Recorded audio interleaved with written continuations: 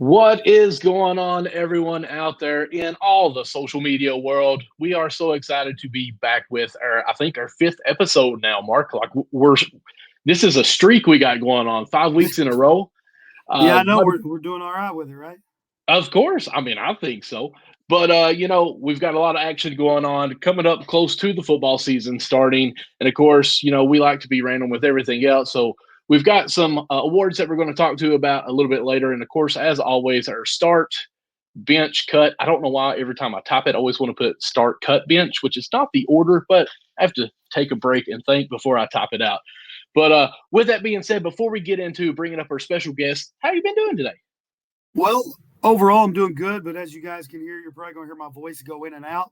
I tell everyone it sounds like we're going through puberty all over again because allergy season kind of hit me, and it's just got me where I'm having trouble talking. Mm-hmm. So you guys are going to hear me squeak from time to time. So Your hello, voice Andrew. finally What's matches up? your What's face going on, because Matt, Johnny, Jay? We appreciate you guys tuning in. You just going to have to bear with my voice because it's going to be squeaky. guys. Calling those ball games, back into teaching. I talk nonstop. So there you heard it. It's gonna happen. It's gonna happen a lot.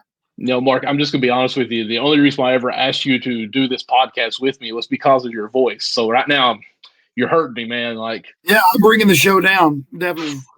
But now that we've got our introduction going on, guys, of course, as the bottom scrolls across there, go follow us on the social media platforms. It's basically at Cats Chat Pod on everything. Please go subscribe to our YouTube channel. And we'd appreciate all the subscribes, the follows, the likes, and hit that notification bell, of course, too. One of these days we might get, kind of graphic and have the stuff pop up. I don't know how to do that stuff yet. But with that being said, Mark, you want to do the introductions? Yeah, we have coming to the show today. We always like to bring different people on, and a mother-daughter duo that both played at UK at different times. I got to know them. I worked with Debbie for a while at HC. What'd you say? And Blair played at HC. And so we'd like to welcome Debbie and Blair Green. So there's Debbie and there's Blair. Hello. Welcome to the show, guys. Here, Thank you. Thank you guys for joining us. And we do have a little bit of a lag either on my side. I don't know or a delay. I don't know. We'll just try to get through this and pause a little bit in between each people talking so we can make sure everything's being said because I'm random anyways. And as you can tell, I don't really hush. But guys, again, thank you all for joining on to the show. We're really excited to, one, have local people from Harlan County, Kentucky, who's also got out of Harlan to play at the big stage, Coliseum, Rupp Arena, wherever else you all played. Of course, before we got started on the show, hearing you guys traveling all over the world, really, I mean, I'm jealous of that already. But you guys doing all right today? Great. Good. Yeah. Good. Great Awesome. day, sunny, hot, all good. It feels like, a hair dryer's blowing in your face hot today. I mean, no, we were talking about a little the too hot. weather. Listen, they were talking earlier about going to Vegas and how the heat was there. And I sit there thinking, man, if I walk outside on the porch, it's hot to me. I ain't going nowhere like that. But we'll go ahead and get into kind of some interview questions. As you guys can see, we're pretty lax on this. It's not really like, Kentucky Sports Radio where it's all formal and everything. We like to have a good time, get to know everyone, and make it more personal, a family atmosphere. So, Debbie, how was it for you growing up, playing basketball, being competitive, and now being able to coach your daughter and watch her excel as well in the sport? How was that for you? Well, it was a great experience. I loved coaching. I was coaching period, but then I started coaching before Blair was born, so I didn't know I was going to get to coach. But it was fun. It is very different. I will say coach 30 years, and it's elite athlete, and people who coach D1 they're just built different. So it was a lot of fun, helping her guide through her career and helping her work on her weaknesses. But I missed it really bad. Blair, I tell you, people don't realize. I was going to say, I remember walking into the gym at HC, and it could be at any time of the year. It could be like she was in there getting up shots every time. And I think that's kind of what you have to do to get to that next level. Yeah, she just I don't think unless you, I mean, like, it's just hard to explain. It's like people just really get it. It's different. It's not really just like getting up shots. It's like it's a different kind of work.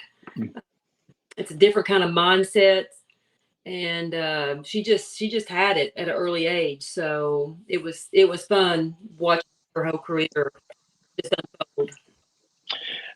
And with that, was your career able to spot some of those things for Blair growing up? Sorry, Blair, we'll get to you in a minute. But as far as, you actually playing at the collegiate level as well and see what you had to do to take with that and then say, hey, Blair, like, I kind of know a few things. I know I'm your mom, but you still got to listen. I've been there. Yeah, I mean, I don't think that I ever had, AAU wasn't big. It was always like everywhere, like Huff Park, people's backyards, boys. Always play with the boys, so I was always finding a game somewhere. So I think that served me really well.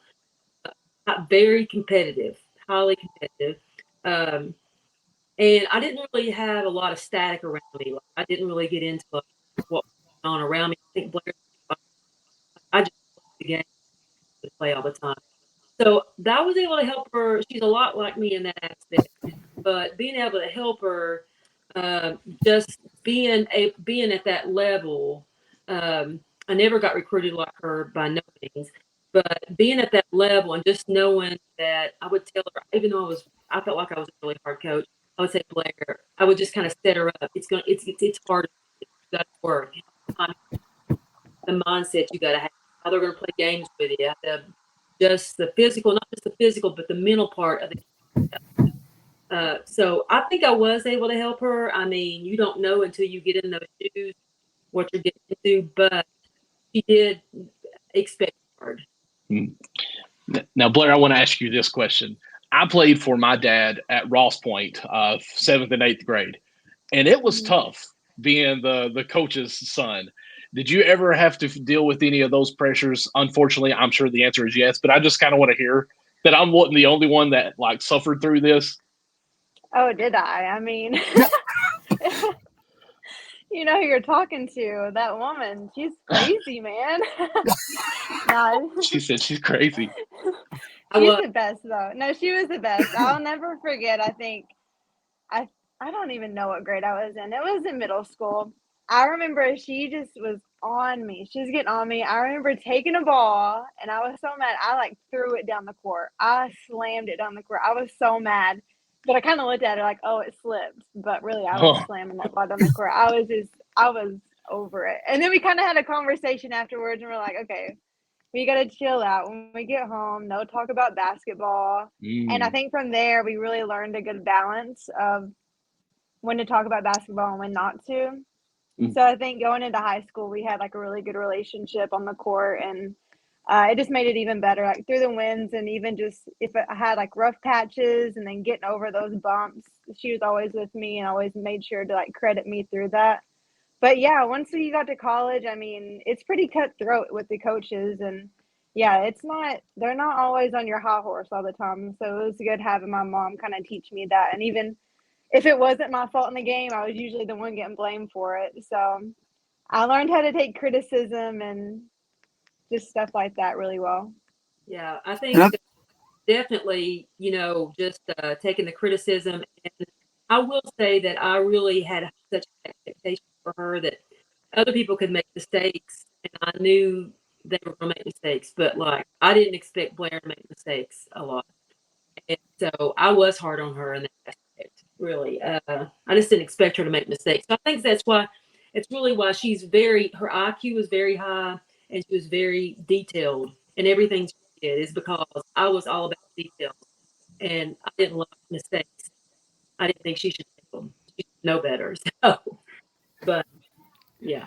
Well, and she used the word crazy. I think more passionate is what I would say. Yes. Yeah, passionate's a good word. Because like what I found unique about both of you guys when I was doing the PA for the games, like getting to know you guys on a personal level, it was like you're really laid back, you're really easy to talk to, but man, when that horn sounds, like you guys were all business. Like it was like there was no like, I knew not to talk to Coach Green during the game, and I didn't want to mess with Blair's ribs. So I just like, it's like all business. Oh yeah. I was crazy locked in during HC time. I was locked in. I was a different person. And I felt like we should have won a couple actually. So, but we'll take one. Yeah. Hey, Yeah. one's better than none. So, David, you already said earlier that, you were very competitive growing up. Blair, obviously you're competitive too. So 2-part question. Who would win a one-on-one against you two? And then who's the more competitive? Oh. Who's going to answer first? I feel like we played one-on-one and I won. I think Blair would beat me in one-on-one because I don't know. She's probably more competitive than I am. I'll give her that. I'm competitive, but she's probably, I'm like kind of chill. Like, I'm like, okay, this isn't the end of the world. Like, whatever. But then she's like competitive. Yeah. But she's way more skilled than I was. I was an athlete. So she was a lot more skilled than me. Could shoot the ball better than me, but it's a different time. So yeah, we're both pretty competitive. I see that in everything she does, just like not like everything she did at UK, just like in her life, she's very, I won't say perfectionist because that's a little too far, but she's very competitive. I know she wanted this job that she got super bad. And it was a very hard job to get. And I think she got it out about 300 people. So It was tough to get. This job was tough. So she wanted it. She was locked in. She was a different person over the summer. Well, that's the thing. That's almost something you can't teach. It's something you're born with. When you have that, you can lock in and focus on something. You can't really teach that.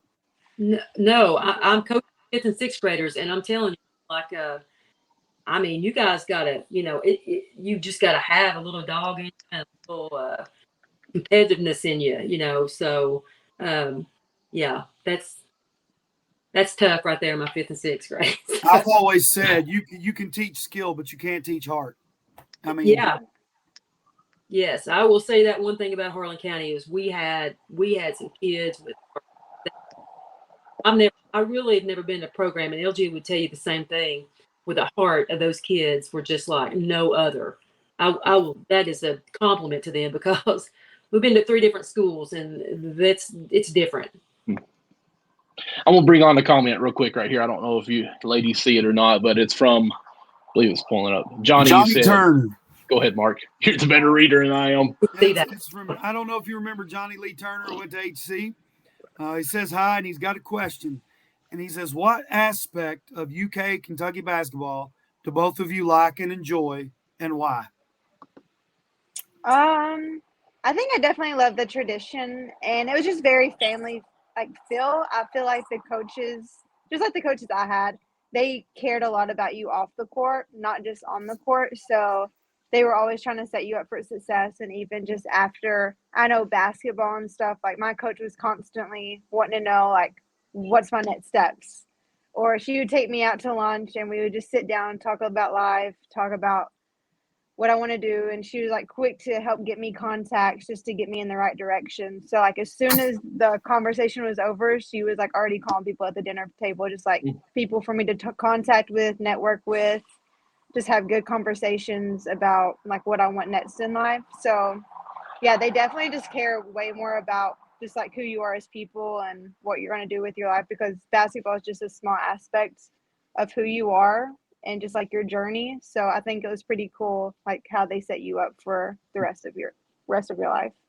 Yeah, I think just their tradition, most definitely. And then just, Blair has been prepared she has been prepared for the real world. I mean, her leadership skills, what she's had to go through, the ups and the downs. I mean, they really prepared her for the next level of her life. And, that was big. That's big for me. And then just, you're set. I mean, I'm not saying you're set. You have to take it to the next step yourself. But what she's gotten from there and from that opportunity is just going to go with her. She'll always be, a Kentucky Wildcat. So, it's just, it's really happy she was at UK. Yeah, and then also I feel like just being at UK, I mean, they literally push you until like things that you do, you'll look after and you're like, how in the world did I just get through that? Like just practices, the conditioning that they would have you do, it's miserable in the moment, but now as I look back at it and I'm going through some stuff like very new challenges that I'm not used to, like the athlete life is gone. Like now I'm having to hit the real world and it's just so brand new. But in the back of my mind and everything that I do, I'm like, well, shoot, like I've been through these, like this pressure and everything, like so many times before, and I've gotten through it. So like in the back of my mind, I'm like, dang, this is hard. Like, how am I going to do it? But then I'm also like, well, shoot, like I've done this my entire life. Like I've done this my whole college career. So I think they really set you up for just like playing under pressure and just always being under pressure in your life and just overcoming like crazy obstacles that you just didn't think that you could get through. It's kind of neat that you say that because like even at church this evening we were talking about how God will bring obstacles in your life to prepare you for something else down the road. You know, so it's kind of neat that you talk about it like that. Yeah. Don't really know where to go after that comment, Mark. I totally got what you're saying, but it's kind of hard to go with another question. But we'll bring on Matt's question here. We got another question. You can bring it up. he put on here, Blair, are you going to follow the family steps or family tradition to coach? And now I want to go ahead and comment before this. It kind of seems like when you had your injury, you kind of picked up a little bit of that while you was at UK doing some videos, scouting more or less reports and everything. So is that something that we can expect possibly maybe link it back up with UK as a coach? Probably not. I don't know. That's a lot. I mean, coaching is a whole lot. I mean, I love basketball. I'm very passionate about it. And just, I enjoy going and doing camps and teaching like the younger kids and especially just giving back to my community and the girls that are there. I love doing that. But I'm like, after a day, just a couple hours of working them out, I'm like, geez, like I'm exhausted. Me too. So I love doing it every once in a while, but I'm not sure if I could. I don't know. Yeah, maybe, but I kind of like exploring other options and just seeing what my other passions are. So yeah, she's a natural. I will say that, but I have not encouraged her to do that. Well, I mean, yeah. At the level UK, it's your life. I mean, it's not what you think. It's a whole different level, and at this level, you don't get paid enough. So. I don't think people realize the hours coaches put in. Like if you're a good coach, you put in time, and people don't realize that. They just see the position. It's worth it. I would say I'm very family. I just like if I want to do it at the college level, it's just. I mean, it's a very hard to have that kind of like work-life balance. I mean, our coaches make it work and everything, but it is a tough job. Just being away from your family, just always having something in the back of your head.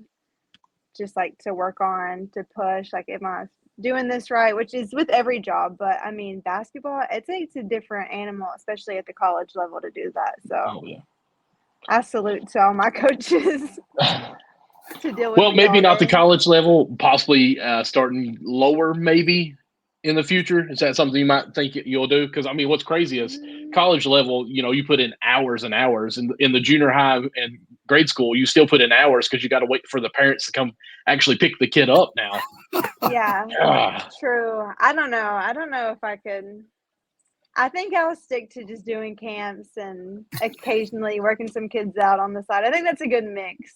Gotcha. Just let me teach you a little bit, but I don't want the responsibility like keeping you for a whole season. Go on.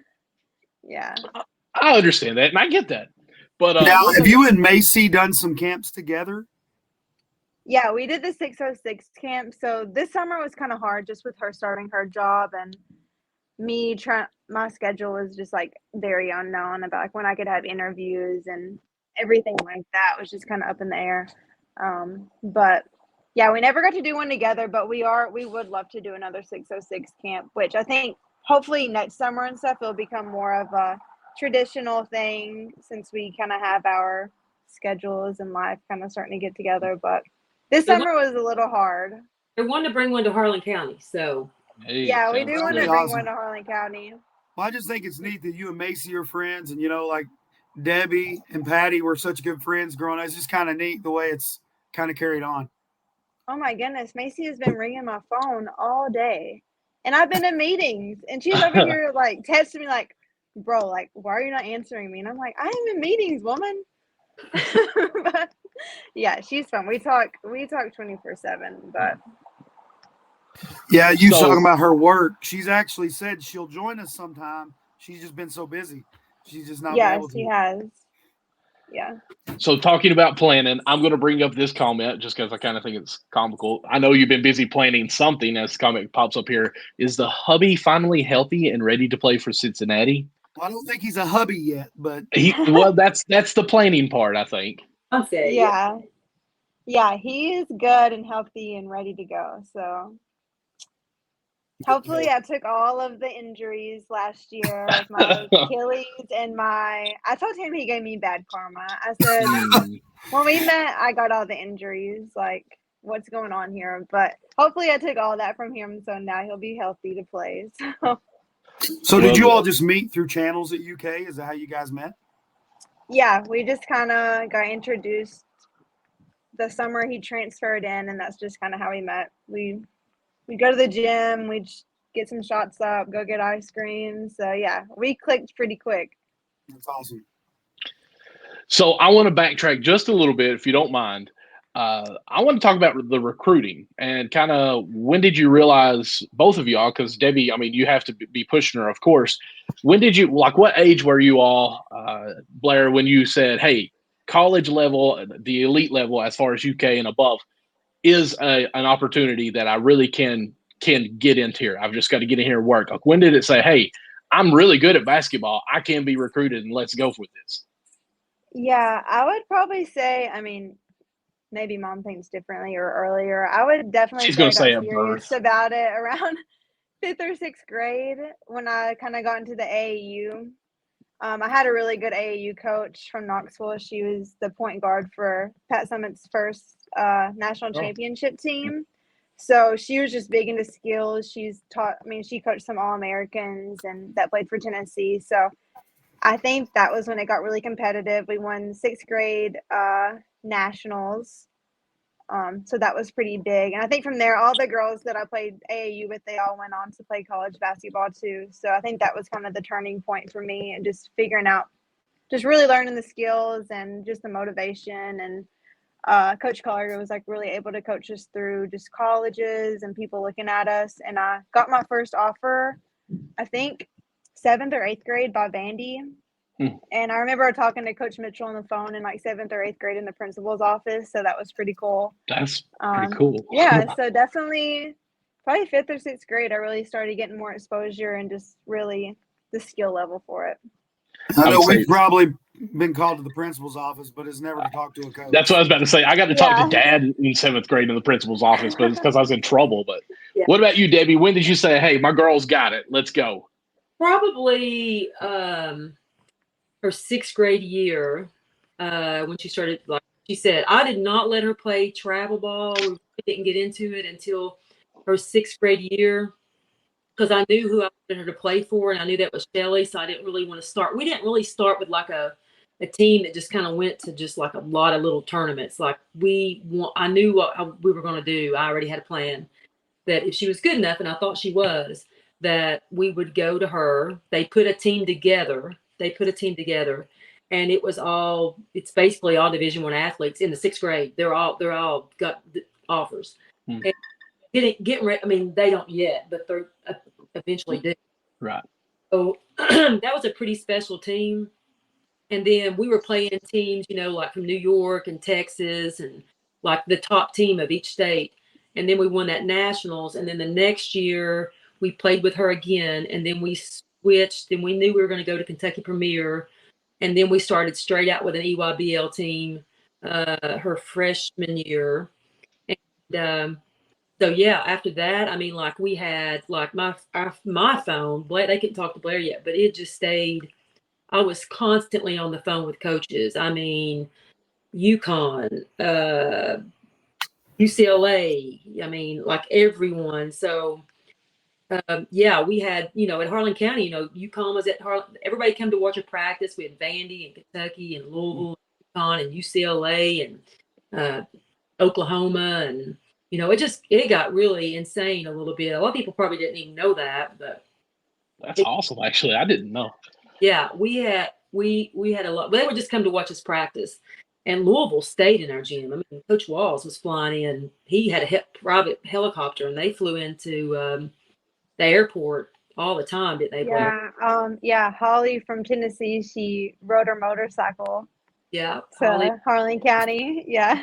That's, I remember after the game, she was driving away on her motorcycle, and I don't think she could really talk to me or whatever, but she's like, good game, Blair, and she's like driving off on her motorcycle. I got like a call from her that night. It was funny. So we knew pretty much at an early age, and then it got crazy, and then we were just kind of like over it. Like it was a lot. So some people like to keep it going, and then I think when you start taking some unofficial visits before your official visits, you just kind of get on campus and start getting a feel. And then I think really UCLA was probably her top pick. And then I was just like, okay, I just want you to know if you get sick, I don't pick up the Pac-12 to watch a game. I can't come to every game.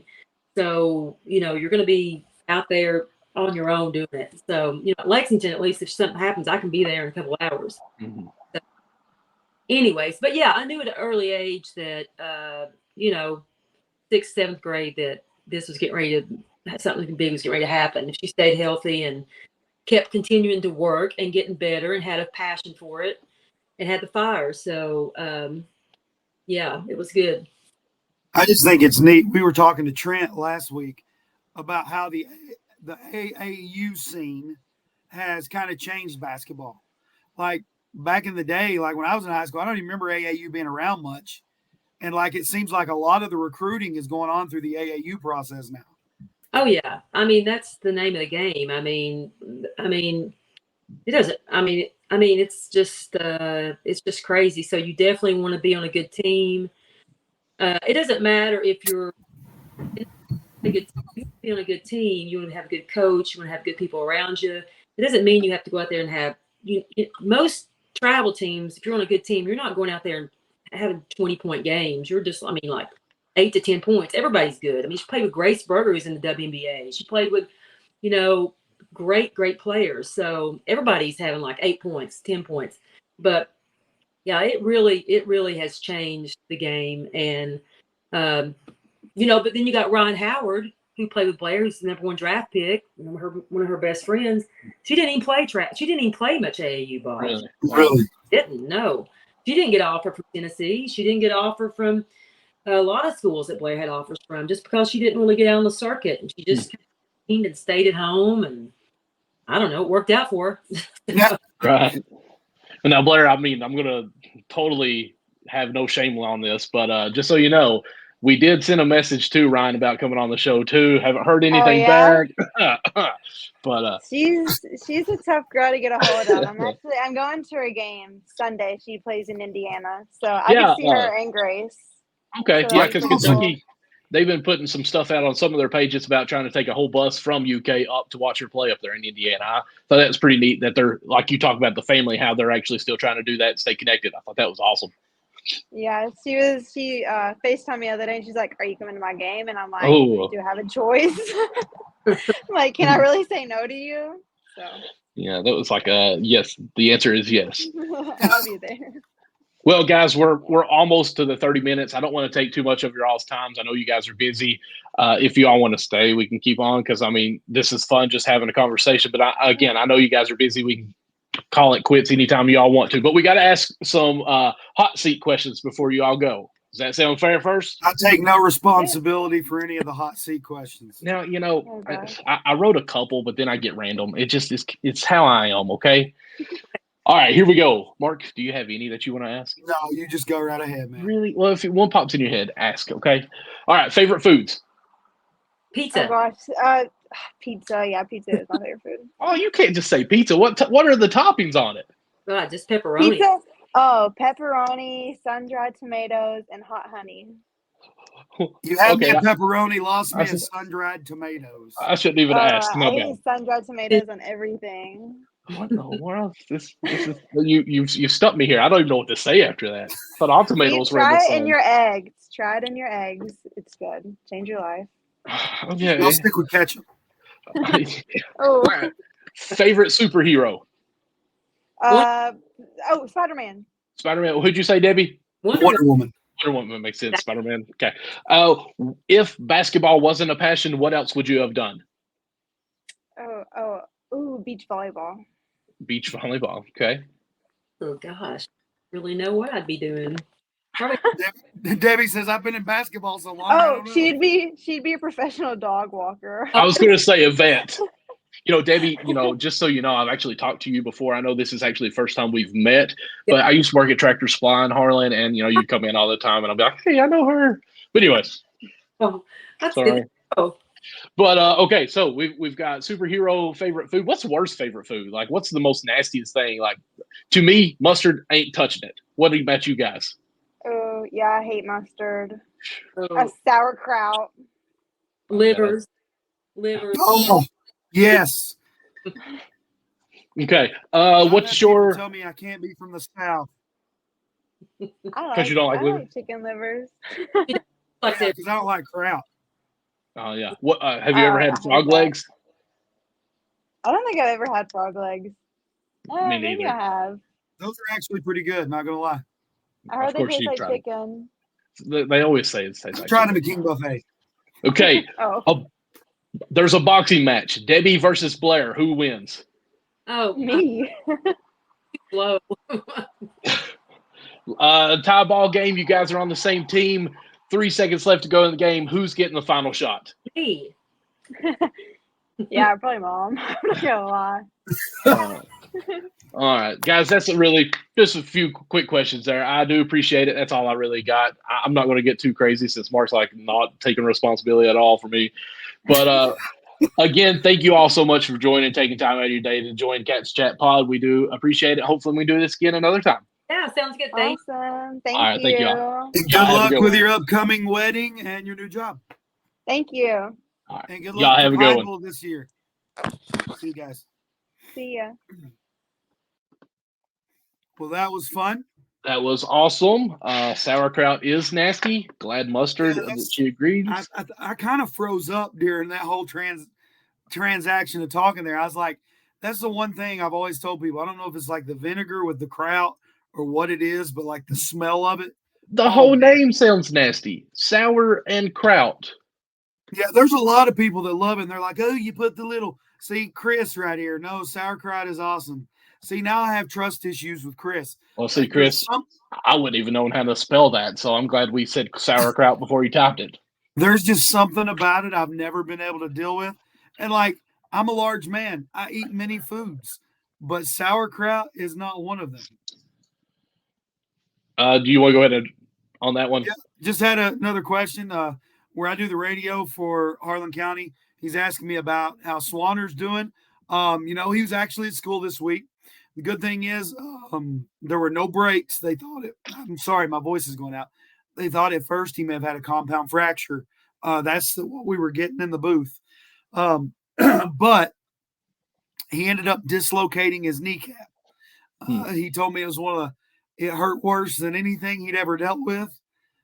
He said his kneecap was basically underneath his knee, under his leg in the bend. And he said, I freaked out. I didn't know what to do. But they got him, took him to UT. They put it back in place, and they're waiting to do an MRI to just see if there's any damage to the MCL, ACL, all that stuff. Worst case scenario, he's got a tear. He's probably going to have surgery with that. Best case scenario, they stretched, where he's very athletic, always working. They're thinking maybe they could have stretched and it popped out of place and got stuck. So we're just waiting. He's waiting for his MRI to see, but he's in good spirits. He said, worst case scenario, I want to be back at least by the middle of baseball season. So I appreciate you asking about it. I'm sure he'll be glad too. I was just glad it wasn't more serious because I'm not going to lie. I was worried that night when I saw the reaction from the sideline. Oh, yeah, especially with a knee dislocation like that, because I think back, heck, you and I, we've played basketball, probably 20 plus years together, pickup and everything. And I think of Andrew Lewis, who just was dribbling down the lane on a drive and tried to do a jump stop, and his kneecap shifted, whatever, and we had to take him out to the ER. And me and I think Jared Howard's basically was out there for 4 hours with him, and his kneecap was just moved, and they're like, oh no, it just looks like it's out of place. I'm like, no man, like he can't even move on this. He ended up having to have surgery. I think was out for like 6 months, couldn't even walk. So for it to be all the way behind his knee, that's pretty tough. Well, so, we're just praying, it's in the Lord's hands. It's something you can't go back and change it. Cause I asked him what happened, cause I couldn't see from my side. Mm-hmm. And he said, when he planted his leg, he felt his knee kind of hyperextend, and where they were tackling him from behind, it just kind of crushed him, if that makes sense. It just kept it going that way. But he's in good spirits. His girlfriend's taking care of him. It seems like he looked like he was living the life, when he was going up and down the hallway there in a wheelchair. So, gotcha. Get some extra attention for the injuries. I gotcha. All right, guys, we're going to go ahead and transition to some of the Kentucky football preseason awards. And by awards, what I mean on that is actually the preview or the watch list on that. We've got a few of our players, and I actually think some snubs in a way. But, Mark, I don't know if you've been able, especially with school starting back, to dive into it any whatsoever. I'm also – let's see here. I guess I can click here. So we'll go through this kind of quick because you do sound pretty rough right now. You look – better than your voice sounds, so that's always a plus. I don't know whether to take that as a compliment or exactly. So just real quick, some of the things I think happened yesterday on an announcement: 3 cats in the preseason coaches all SEC team. I've got it on my phone. Let me bring it up here so it looks like I'm looking at you guys a little bit. Eli Cox on the offensive line, JJ Weaver linebacker, and Dion Walker. I think it's Dion, right? Okay, I think so. E made me a little nervous, and you know how I am about reading. Defensive line as well. These guys, Weaver and Walker, was second team, and Cox is third team. I feel like Walker, we can even maybe talk a little bit about it. They had to take him out of practice the other day, their scrimmage, because he was dominating so much on the defensive side that they had to bench him so they could actually scrimmage. And this guy is the second team. I feel like that's the biggest snub for me is what we're hearing with the social medias, On3, Sea Blue, Kentucky Sports Radio, everyone covering the Kentucky football team, is that Walker sounds like he may be possibly the next Josh Allen from Kentucky's defense a long time ago. Weaver will be an All-American. Yeah, I think some of these guys that aren't even mentioned – oh, you mean Walker? Okay, yeah. Walker, I think, is going to be our main guy this year. So for him to be on the second team, to me, is pitiful. I don't know if you've had much – go ahead. I'm just going to say I've seen a lot of people talking. I've not really looked at the awards and the preseason stuff like that, but just how they believe Kentucky's a sleeper team in the SEC. A lot of people are sleeping on them. They believe they're going to be a lot deeper and a lot better than a lot of people are giving them credit for. A lot of people want to say, "Oh, it's UK, it's the same." I'm telling you, man, the atmosphere has changed with UK football. So I believe we're going to be a lot better than what a lot of people believe. Yeah, I even seen a report. I think it was done today. I can't remember what website I seen it on, but the gentleman was trying to predict each games throughout, and they had us losing 4 straight. I think it was the Tennessee, Georgia, South Carolina, and someone else. I can't remember who it was. And I had them finishing out with 7-5 record, I think it was. I still feel like I don't know why South Carolina is so much better projected than Kentucky. I know Beamer's offense, Beamer ball, that whole 9 yards, but I just feel like Kentucky's defense in the past 5 years, our defense alone has been in the SEC ranked like no higher than 5th. I think it was like 1st, then it went to 3rd, 2nd, 5th, and so on, I think. So to me, I think we're above a 7-team or a 7-game win. I know we've talked about this prior episode. I think episode 1, maybe we talked about the football schedule. No, we talked more about basketball. I think episode 2, we talked about basketball more. But anyways, I'm with Matt. I've got them 9 or 10, and I think 10's high, but I've got them at 9 with you right there.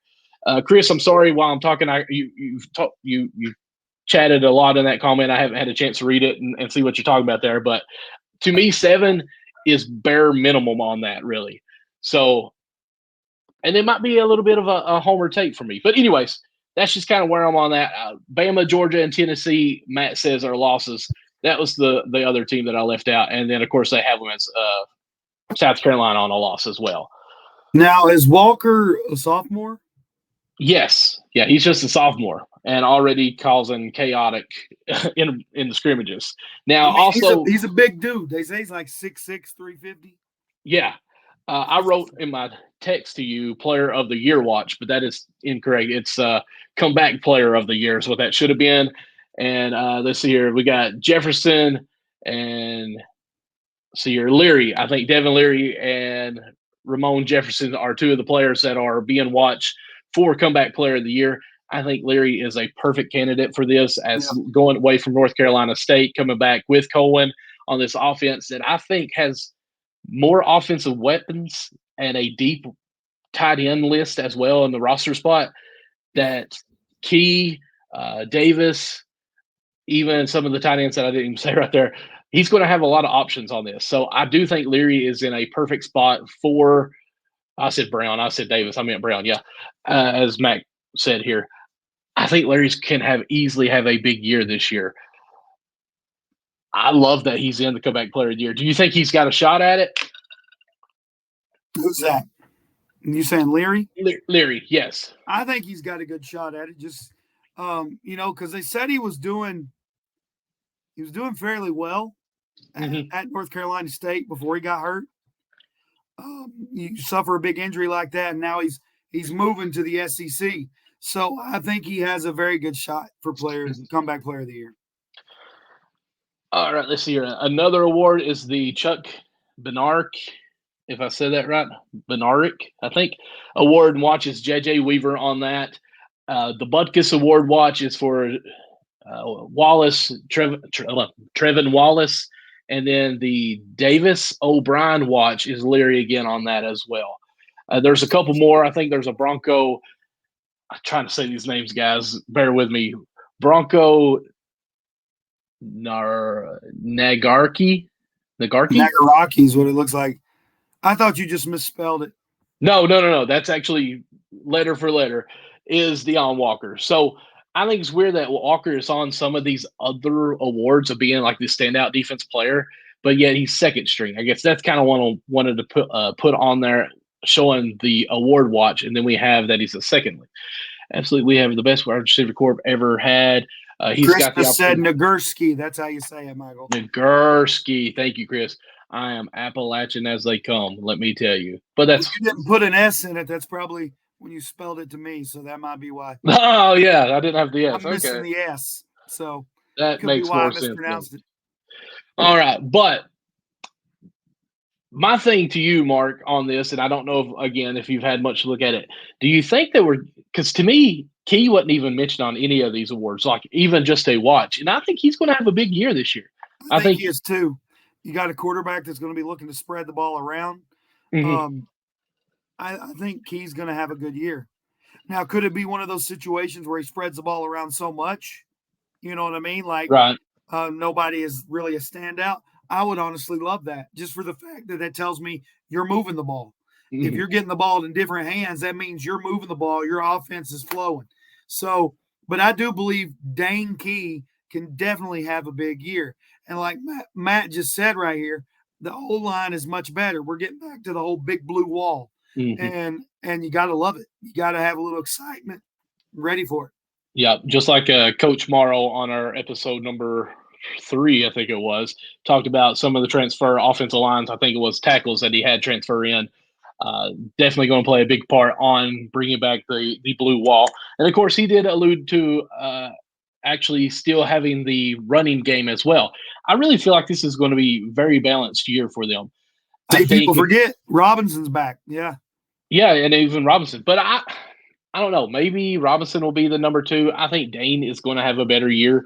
Personal opinion, because I think Brown's speed and everything, Dane's going to have the deep ball attack, I guess. It's going to have more bigger plays, and I think it'd be more highlight standout plays like that. Brown's going to end up having double coverage quite a bit and running the 5 and ins, 5 and outs, the slants and stuff, just with his speed. Robinson is the 3, maybe. Well, he's the slot, as Matt just says here. So maybe Dane or maybe Key doesn't catch as many balls, but has the bigger yardage as far as in the game on big plays. Maybe that's where I'm going with that on that, as far as having a bigger highlight year. Because usually the big plays are going to get you noticed for the awards too. But yeah, I just when I see one some thing that of these, helps Key too is his height. It really helps at the wide receiver position. You know, he's 6'3". A lot of times your DBs don't have a lot of height to them. So if you get those players that have that height on them, sometimes they can outjump those DBs, and it really helps. Right. And I agree with you on that too, because most of the DBs are 6 foot or under. It just seems like you'll get a 6'1", 6'2", 6'3" every now and then, but if they're that tall, they're usually on offense because they can catch it and out jump everyone. Well, that's one of the things that really helped Middlesboro last week, even against Harlan County. Their defensive backs, every one of them were like 6'2", 6'3". Really? So okay. It made it rough because their main offensive weapons were their DBs. Right. So it was just, man, it was like you go from, Middlesboro's got a special team this year. They're going to be a team to watch. We weren't really going to talk about high school that much, but, Corbin, if you've seen their game, their highlights, like they are pretty much a walking D1 defensive line. Their highlights were unbelievable against the team from Cincinnati. And it gets me even a little more excited finding out the fact that the Twins, was it the defensive lineman Twins? Or are they offensive linemen? I can't remember. They're defensive linemen. That's what I thought. But they're trying to push them to flip from Michigan to Kentucky. I'm going to be honest. I've got a source, nothing in Kentucky sources, but I've got someone who lives close to Corbin that has been telling me Kentucky is going to be flipping them. He was pretty aggressive on saying they're definitely gonna pursue them heavily. Oh yeah. And it could be kind of like the same situation with what Debbie talked about with Blair. That UCLA was probably her first choice, but if you stay a little closer to home, Mama can take care of you still. That's right. But with that being said, the person I'm talking about has someone who plays on the Corbin team as well. And he was just kind of talking about that Cincinnati team was supposed to be pretty good. And they were just talking about compared the heights and size and everything. It looked like a JV team against the Corbin team. And so just the difference with that and the D1s, I think where is one? Of course, the Twins are at Michigan. I think there's one in Oklahoma that's signed as well.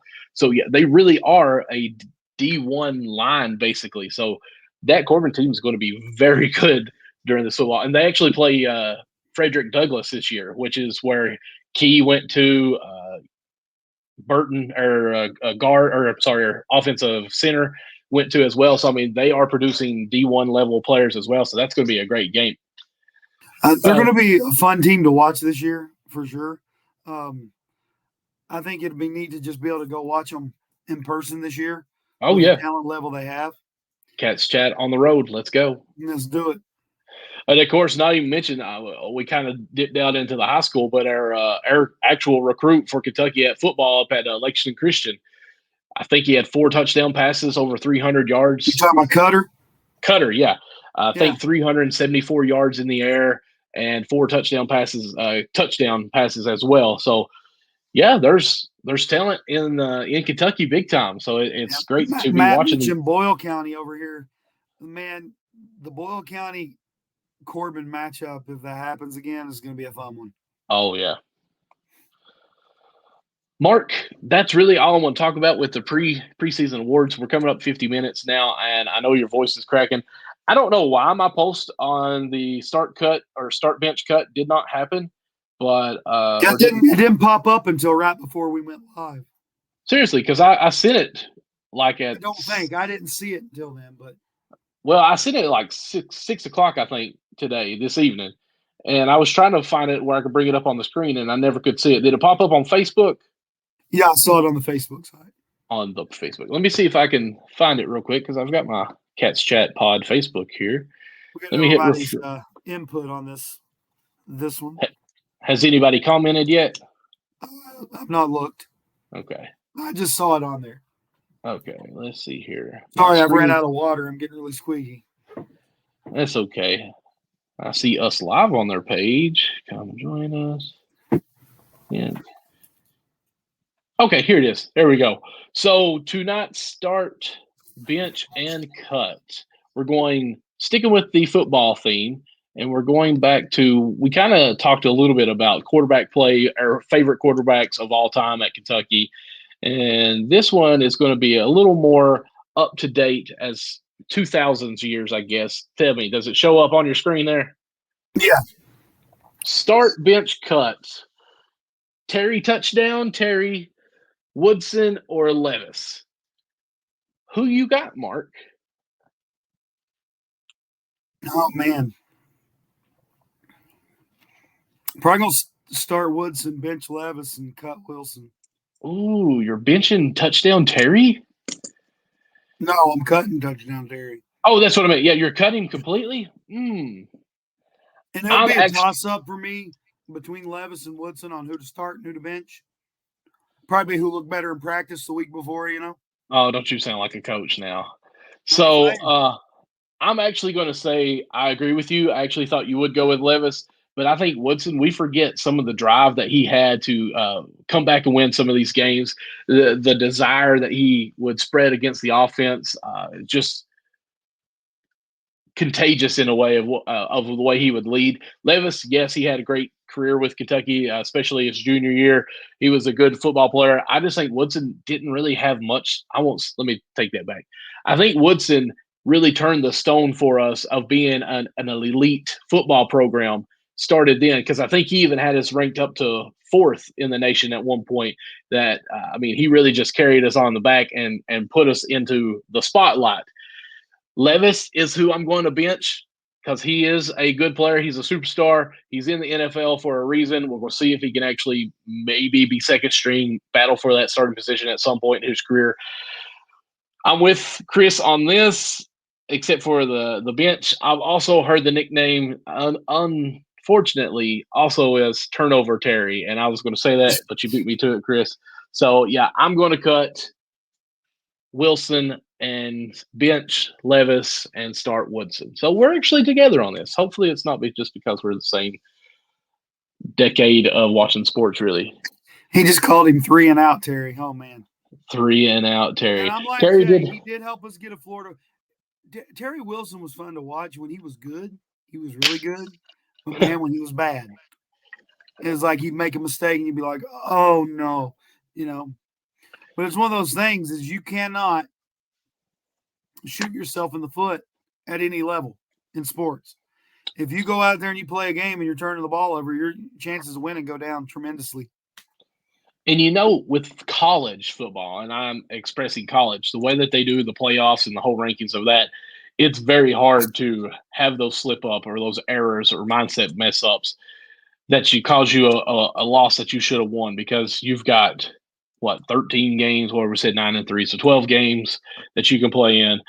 And if you lose one of those games, you may not be making a bowl. And I feel like Kentucky's now at that level where that's not totally hard on us to not make the bowl, but it helps us, or it could hurt us to be in the ranked 25 or whatnot. We won 10 games in spite of Wilson, not because of him. His point about him struggling to make decisions, and that's one of the keys to a good quarterback. You got to have somebody that has good decision making. It's like having a point guard in basketball that sees the floor. They got to be able to lead and see the floor and move the ball. And that's the thing with a quarterback. You got to know your reads. You got to know when to audible. You got to know when to tuck the ball and run. Mm-hmm. You got to know when to throw the ball away. And I agree with Chris. The decision making was a struggle. But he still was a great quarterback at Kentucky. He was fun to watch. He was exciting to watch. He was a highlight reel. Well, that really is all I got for today. I'm so glad that the interview, the conversation with Blair and Debbie Green went as well as it did and as long as it did. I really think we could have still been talking with them because they were fun to talk to. I hate it was almost like Debbie's mic was cutting out a little bit. Mm-hmm. I don't know if that was on my end or your end or.